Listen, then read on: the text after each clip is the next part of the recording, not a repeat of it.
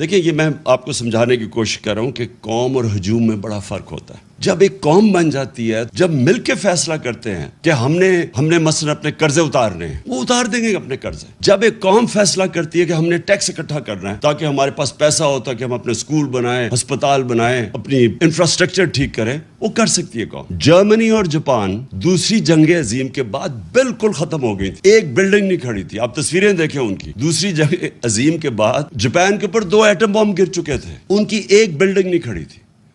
लेकिन क्योंकि वो कौमें थीं, कौमों ने मिलके 10-10 सालों में वो फिर से खड़े हो गए।